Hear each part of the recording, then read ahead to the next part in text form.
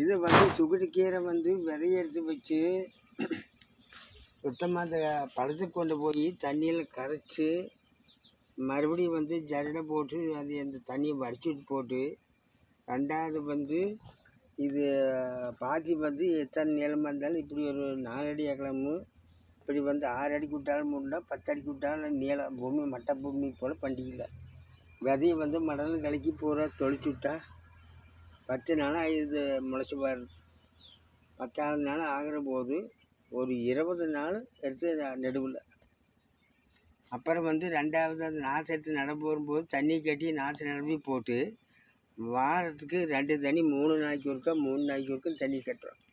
தண்ணி கட்டின பிறகு மருந்து வந்து போய் மருந்து கடையில் கேட்குற போது ரோக்கரா தமிழ்நாடுனா மெட்ராஸ் டிப்பியா 2 மருந்து நல்ல மருந்தை வாங்கி கொண்டு வந்து ஒரு வாரத்துக்கு ஒரு மருந்து அது வந்து பூச்சிக்கொடி கட்டி பார்த்தா அதில் வந்து பேண்டை இருக்குது கொசுக இருக்குது நல்ல தண்ணியும் இருக்குது.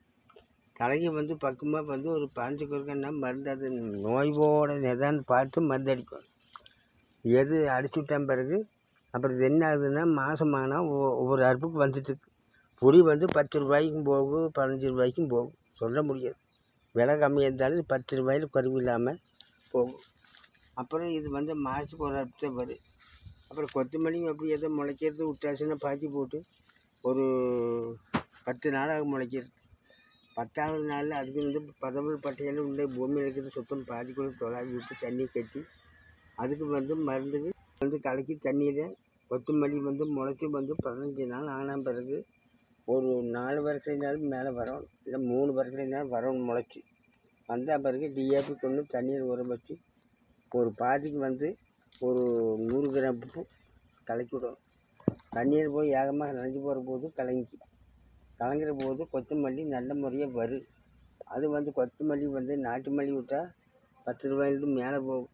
பெட்டி குட்டியில் நாட்டு மல்லி இருக்குது கருங்கப்பட்டம் கடையில் வாங்கி கொண்டு வந்து அதையும் நாம் வரமல்லி சுத்தம் உரம் போட்டு புடைச்சி நல்ல மல்லியே விட்டால் முளைக்கு 10 நாள் ஆகிடும். 10ஆவது நாளுக்கு மேலே வர வாரத்துக்கு 2 அதுக்கும் தண்ணி கட்டுவோம். கட்டி விட்டுட்டா அப்புறம் வந்ததுன்னா ஒரு நல்லா மல்லி பொம்முன்னு புறம் விட்டாச்சுன்னா வாரத்துக்கு அதுக்கு 2 தண்ணி விடுவோம். போகிறதோ கடையில் போகிறதோ எங்கே வேணுமாலும் கொடுக்கலாம். இது வந்து காலிப்புழம்பு வந்து நாற்று வேணுமா இருந்தால் ஒட்டாய மண்டபம் போனால் அங்கே ஒரு இதே போட்டுக்கிறாங்க. நாற்று வந்து வளர்ச்சி பண்ணுறதுக்கு முளைச்சி 2 அடிக்கு ஒரு பார் 2 அடிக்கு ஒரு பார் எடுத்து நெத்துற போது 1 அடிக்கு ஒரு நாற்று நடணும்.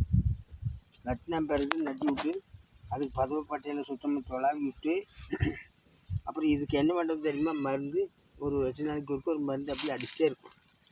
அடித்த பிறகு காலிப்புழம்பு அதுவும் பார்க்குற போது 60 நாள் ஆகிடுது அறுவடைக்கு வாரத்துக்கு.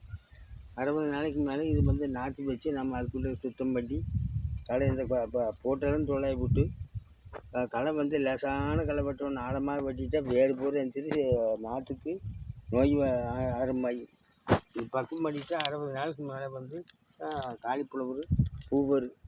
அந்த பூ வந்த பிறகு ஒரு பூ ஒன்றுமே நம்ம விவசாயி விற்கணுமா இருந்தால் 15க்கும் விற்கிது, அவங்க கொண்டு 20க்கும் விற்பாங்க.